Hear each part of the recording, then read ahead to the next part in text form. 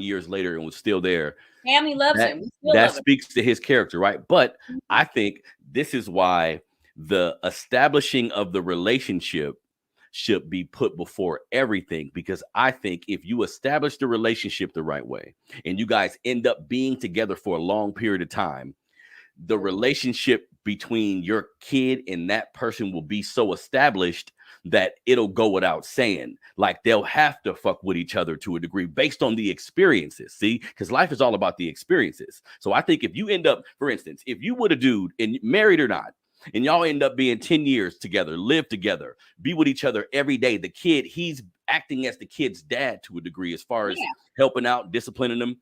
Once a bond is created, and y'all decide to break it off, it's gonna make it difficult. As long as they were cool, it's gonna make it difficult for them not to be cool. I think what happens sometimes if the relationship between a man and a woman ain't solid and you bring a kid into the situation, you playing with fire. Not only can this kid get attached to somebody that's not gonna be here no more, but also a lot of men, like just on some real shit, depending on the level you at in the relationship, some men just be trying to fuck. And they say anything. They'll be like, okay, you want to bring him to the zoo? Want me to bring him to the park?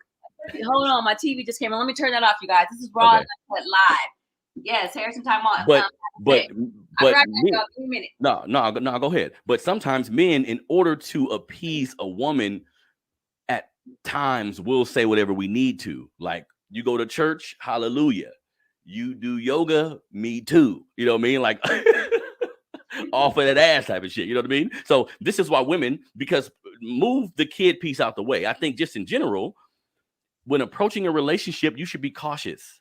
Like if you are in a situation, man or a woman, where you're just having sex with somebody and it's just something y'all kicking it, if that's established, that's cool. But when kids get involved, either you having a kid or bringing your kid around, this is when shit gets serious. And I think sometimes we don't know how to determine if this is real or not. And sometimes that's because the man is playing games. Sometimes the woman be like in Fantasy Island. You know what I mean? Because I know women who, because like, let's say the situation with your kid's father didn't end the right way and you haven't had time to heal and you haven't had time to kind of dig deep and see what's going on with yourself, you may jump right into another situation. And sometimes women may see their kid just being like, this is just a part of the package. I know we only been together 3 months, but yeah, I'm bringing my son. You know what I mean? To me, that's kind of dysfunctional. So we need to look at all of this a little more closely. Let me tell you, indeed, look, we got to look at it like with a magnifying glass. Let me tell you this. Okay, so, you know, I like to watch different reality shows. If you guys don't know that about me, it's my way of just getting away. It's my guilty pleasure. So there's this one show, Love After Lockup, and basically they date people in prison. And so there's this young girl who is dating a man behind bars. She's been talking to him about 2 years. He won some law settlement. Basically, in a nutshell, she never met the person in person. Okay? Never met the person in person. Calling him her spiritual husband, and her daughter, who's like 5, calls him Daddy Papa John or something like that. You know, Papa, whatever his name is, but it's Daddy. It's another word for Daddy. It's on national TV. Look it up yourself. Love After Lockup, the little light-skinned girl, you know. So it's that's ridiculous. So putting yourself in that type of, and I don't want to be judgmental, right? But I just want to talk about things that make sense. If something doesn't make sense, we know it's not the truth.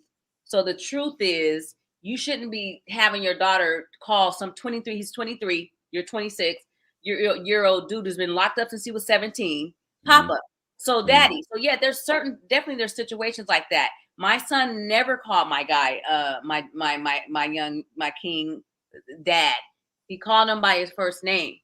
That makes sense. That makes sense. And everybody's like perspective on this type of stuff is different, like regardless of your race. But I think it's just dangerous, and I see it a lot where the woman and the man are trying to get to know each other, while a kid is trying to get to know him too. Like you guys should be established already as far as with your relationship. And again, this is even without a child. I think even before 2 people have a baby, there should be a long-standing relationship where you you see each other in every season. I say you have to see somebody in every season. You have to see him depressed. You have to see him broke. You have to see him with some money. You have to see him grieving. You have to see him all that. And you have to live with him. Like, you don't know nobody you haven't lived with. I promise you. The only way to really know a motherfucker is to live with them. You see what I'm saying? So relationships is like to me, it's like a long process that should be, every moment should be taken extremely slow if the end game is happiness down the line. Because but that's a 41-year-old Harrison talking. Of course. Maybe even when you were younger, maybe you are a rare breed. But I know we expect 23-year-olds and 24-year-olds and even 25, 26-year-olds to be these mature people and to think like you're thinking, but it doesn't happen. And then even with adults, right? When you talk about the guy just want to have sex, right? And what were you saying about that before I got up? You were saying, no, real quick. I think that's why it's important that we have these conversations. I'm aware there are men who don't think like this now, but that's why I'm talking about it. And what I was saying was, because you was mentioning how, the relationship he had with your son and everything. And I was saying how men think sometimes is, I'm going to say whatever I need to. Yeah. Sometimes even do whatever I need to just so I can be close to her. Oh yeah. Because you was mentioning how you felt like he was coming around later for your sake, opposed to your son's sake. And I was saying that sounds like a man. Yeah. That's something. You know what I mean? We never stopped contact. But towards the end. But one thing that I know for certain is that he loved my son. And to this day, he still loves my son. We got to meet people where they are. That's what I'm learning nowadays. You have to meet people where they are. And I can't expect him. That's one thing why I never worked. I expected him to be something that he wasn't. Not saying I was perfect, because I can be very demanding. I guess just being what's called a single mother is why I come off like that, because I had to take care of the man, my child in the home by myself. And so, but I knew I expected him to do something that I don't think he was able to produce. He just not that particular guy. And that's on me for picking that man. Very true, because you said he was young, right? He was 21. I was 25.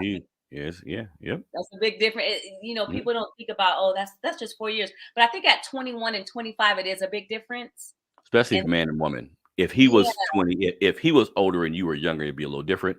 But you being older, because you guys mature a little faster than we do. So yeah, 21-year-old man or 21-year-old male is still a boy. That was my first